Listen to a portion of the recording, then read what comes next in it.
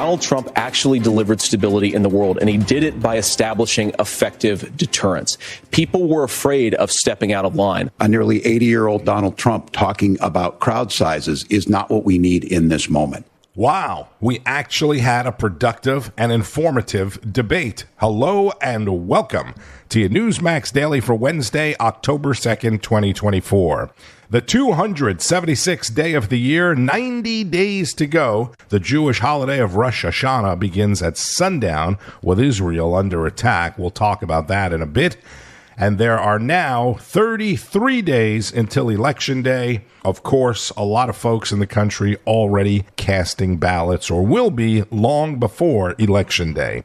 Rarely, if ever, would a vice presidential debate be the deciding factor in an election. But if there were still any undecided voters, last night had to have helped them make up their minds. This is Rob Schmitt and Great Van Susteren on NEWSMAX's post-debate coverage. It was shockingly civil compared to the last debate, I would say, the last couple debates. And I think that he's the heir to MAGA, had a fantastic performance. I thought he was extremely strong. I couldn't believe the final statement from Tim Walz talking about Liz Cheney and Taylor Swift, like, get me to vote Trump harder. The politics of joy and an opportunity economy, just these empty phrases that have no meaning to people, that aren't going to get people anywhere closer to what they need to kind of get through this tough time in this economy in this country. So I thought that it was J.D. Vance all the way. I don't think it was was close. I thought it was interesting. I mean, the last debate was Queens versus California. Yeah. That was pretty obvious. Right. Tonight, I'm a Midwestern and a proud Midwestern. I'm from Wisconsin, caught between these two candidates. But I thought we really did see a good debate. Two men with very different policies.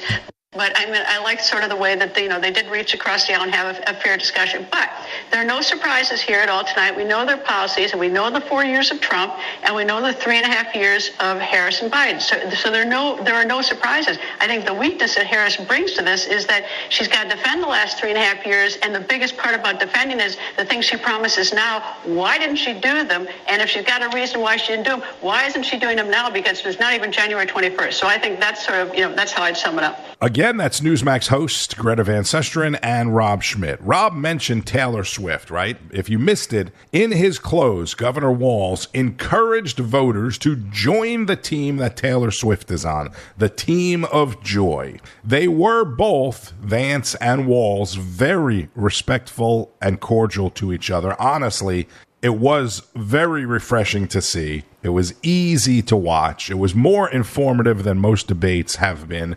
especially for people who aren't as plugged in as you are, right? It was more of a conversation, which Governor Walz noted on several occasions. This is Matt Schlapp, chairman of the Conservative Political Action Committee. The only criticism I would give is it was almost a little too nice. Now, I'm from Kansas. I'm a Midwestern person. I like it when we can try to find common ground, but they're trying to destroy America. There's a coup to rip this country apart. I don't want to be too nice about this, like what they're trying to do with our kids with gender. The fact that Walz is lying about that he allows for post-birth abortions in Minnesota. What they're doing to the people in Israel, the weakness we're projecting, the open border. What do you want J.D. Vance to do? Make the distinction, show the difference, or hit him over the head? I think you got to take that final step. Maybe that's why I like what Trump does so well, which is make it crystal clear that when Tim Walz is lying about abortion, he's lying about it. When Tim Walz says that border crossings are down under Kamala Harris, that's an outrageous lie. Of course, the moderators didn't say anything. That's the job of that Republican to do that. So although I think he won tonight and had a smashing night, one of the best debate performances I saw, don't be too nice. CPAC Chairman Matt Schlapp on NEWSMAX's post-debate coverage along with Greta Van Susteren and Rob Schmitt. It's not only that they're laid-back Midwesterners, as Matt said, and Greta mentioned that earlier, but I think the moderators had a lot to do with setting the tone as well. Notice they were much less aggressive and combative than moderators have been in any debate featuring Donald Trump, right? And remember, CBS said the moderators were not going to fact check. When they attempted to clarify in their words a comment from J.D. Vance, he quickly called them out on it. This is one of the highlights you will definitely be hearing a lot about for the next several days. And just to clarify for our viewers, Springfield, Ohio does have a large number of Haitian migrants who have legal status. Right. Temporary protected status. Well, Margaret, but thank you, Senator. We have so much to get to. Margaret, I think it's important because we're going to turn out of the economy. Thank Margaret, you. The rules were that you guys weren't going to fact check, and since you're fact checking me, I think it's important to say what's actually going on. So there's an application called the CBP One app, where you can go on as an illegal migrant, apply for asylum or apply for parole, and be granted legal status at the wave of a Kamala Harris open border wand. That is not a person coming in, applying for a green card and waiting for 10 years. That is the facilitation of illegal immigration, Margaret, by our own leadership. Thank you, Senator, for describing the legal process. We have so much to get to, Senator. Those laws have been on the books since 1990.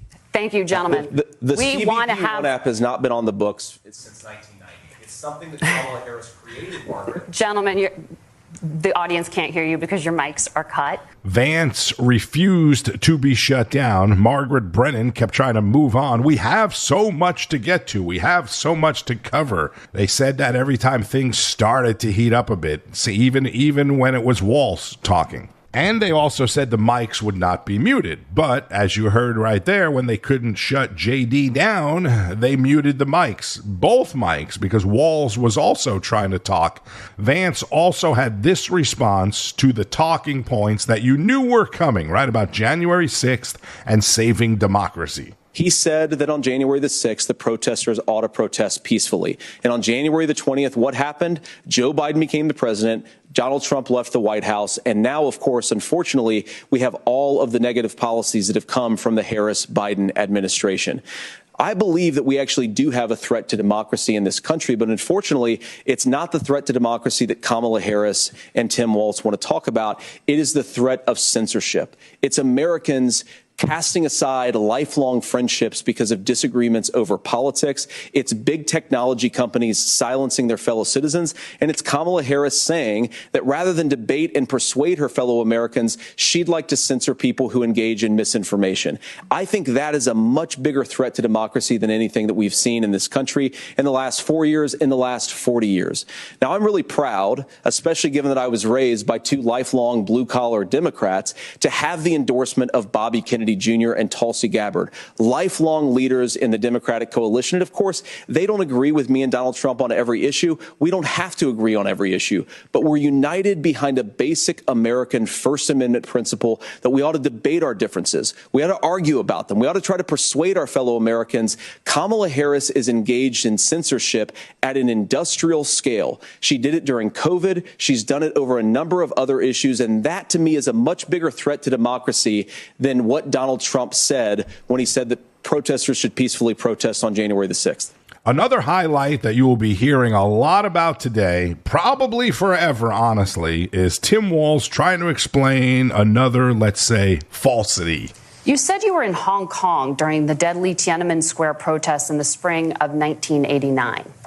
But Minnesota Public Radio and other media outlets are reporting that you actually didn't travel to Asia until August of that year. Can you explain that discrepancy? Yeah, well, and to the folks out there who didn't get at the top of this, look, I grew up in small rural Nebraska, town of 400, town that you rode your bike with your buddies till the streetlights come on, and I'm proud of that service. I joined the National Guard at 17, worked on family farms, and then I used the GI Bill to become a teacher, passionate about it, a young teacher. My first year out, I got the opportunity in the summer of '89 to travel to China. 35 years ago, be able to do that. I came back home and then started a program to take young people there. We would take basketball teams, we would take baseball teams, we would take dancers, and we would go back and forth to China. The issue for that was to try and learn. Now, look, my community knows who I am. They saw where I was at.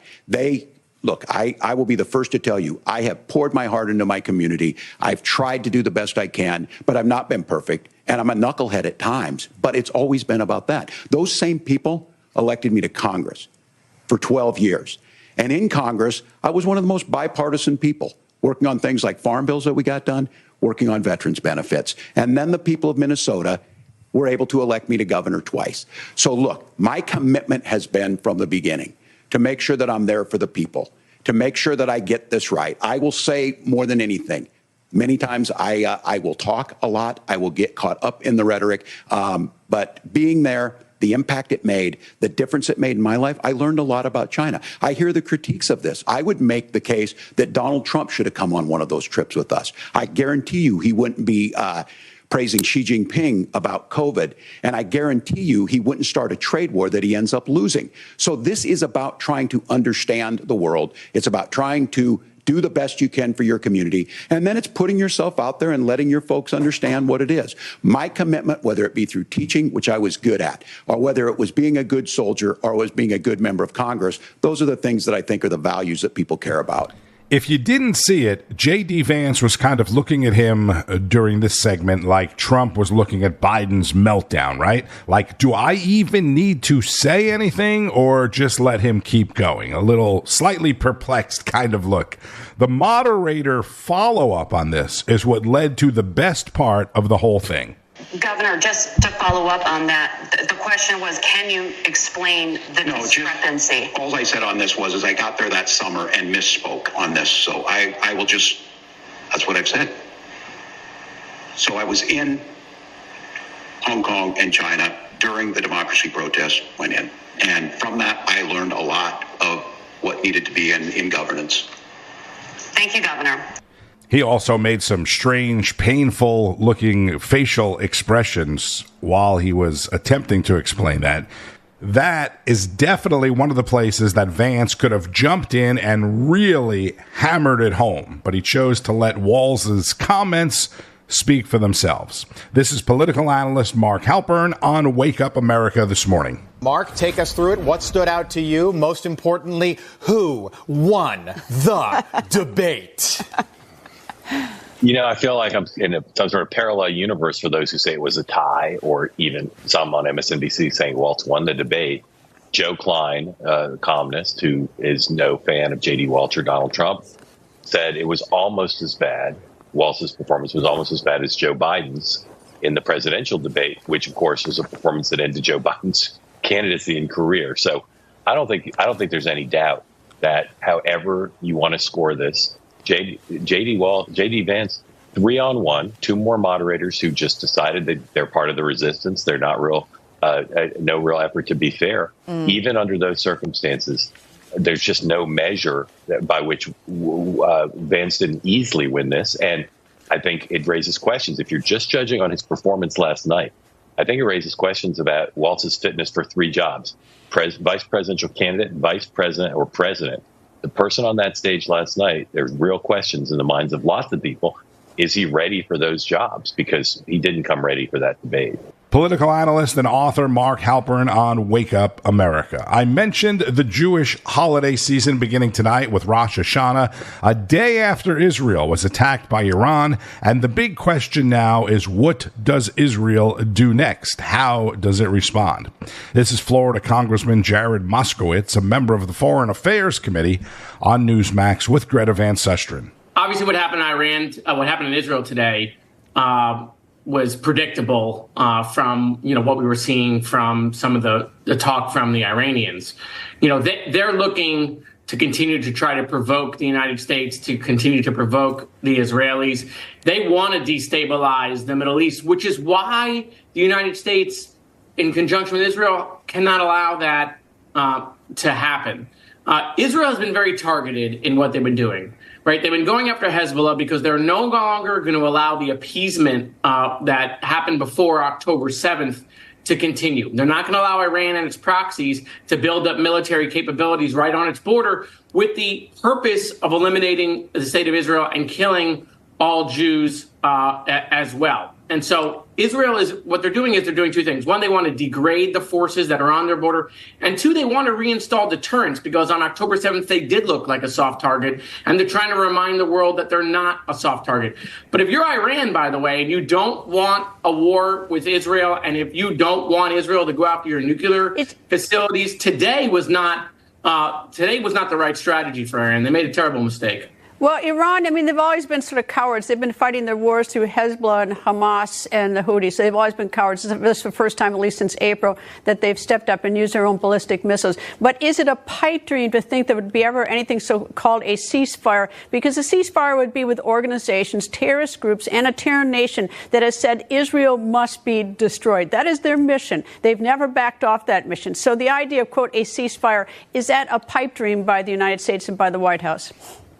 Well, look, I'm not for, a ceasefire at this juncture. I'm also not for open war, right? I don't want to be naive and think, this can just continue and we'll just continue to avoid, a wider war in the Middle East. But, at the end of the day, Iran just launched 200 plus ballistic missiles into Israel proper. The idea that, ceasefire, let everyone go home. That's not how this works. And that's actually what many people were pushing on October 8th. That like the day after Israel's 9/11, let's just have a ceasefire. Israel has not attacked Tehran and Iran proper with hundreds of missiles. Only Iran has done that, and they've done that now twice. And if they did that if Iran launched ballistic missiles to England or they launched ballistic missiles into Europe, we, the United States, would not allow that to happen, which is why you heard Jake Sullivan say there are going to be significant consequences for Iran as a result. And there should be. This should not be allowed. We cannot allow the Iranians to launch hundreds of ballistic missiles at any of our allies and think they can get away with it. So no ceasefire at the moment. Congressman Jared Moskowitz from Florida, thank you, sir. Thank you. Reports out of Israel today indicate that Israeli strikes on Iran would likely target its energy grid. NEWSMAX will have reports from our Jerusalem correspondent Daniel Cohen, of course, throughout the day. Reporter John Huddy is also back on the ground in Israel. Back at home, nearly 6,000 National Guard members have been sent to the southeast to rescue flood victims and clear debris-covered roadways. There are also volunteers from all over pouring into North Carolina to help with hurricane recovery efforts. All these people that are coming in from across the entire country just to run supplies everywhere we need to be. President Biden is visiting North and South Carolina today. Vice President Harris touring damage caused by the hurricane in Georgia today, where Governor Brian Kemp has issued an executive order suspending the state's gas tax following the hurricane. Reports from WSB News in Atlanta say it goes into effect tomorrow, and it will save drivers an average of 30 cents a gallon for as long as the state of emergency is in effect, which is expected to be about a week or so. So that is great news for Georgians. President Trump was in Wisconsin yesterday. He has another rally coming up tomorrow afternoon in Saginaw, Michigan, 3 o'clock Eastern, and then he'll be headed back to North Carolina to survey damage and have a town hall in Fayetteville. On Wall Street, stock markets opened deep in the red after closing in the red yesterday with all of the uncertainty in the Middle East, and oil is on the rise due to the unrest in the Middle East. Up more than $2 a barrel at $72. Brent crude also up more than $2 at 75 and change. Obviously, it's a super busy news day. Be sure to keep up with it all on NEWSMAX and at NEWSMAX.com. Make sure you're streaming on NEWSMAX Plus as well for the most complete lineup of all of your favorite shows and guests. NEWSMAXPlus.com. I'm Tony Marino. Thank you, as always, for listening to the NEWSMAX Daily. You can always comment at radio_Marino. Enjoy the rest of your Wednesday and keep on fighting the good fight. News breaks every minute, every day. You need the app, the NEWSMAX app. Find it free on your smartphone store. Then watch us anytime, anywhere. Hey, it's Jerry Callahan from The Callahan Show. You can listen to us every day. We react to the latest news, politics, sports, and all the madness in the world. I'll give you my opinion with a little edge, a little attitude. I'm an unapologetic right-winger, trapped behind enemy lines in deep blue Boston, so I'm used to taking on the mainstream media mob. You can hear us anywhere you get your podcast, or you can listen every day at newsmax.com/listen. Information. Truth is freedom. Is NEWSMAX. It's real news.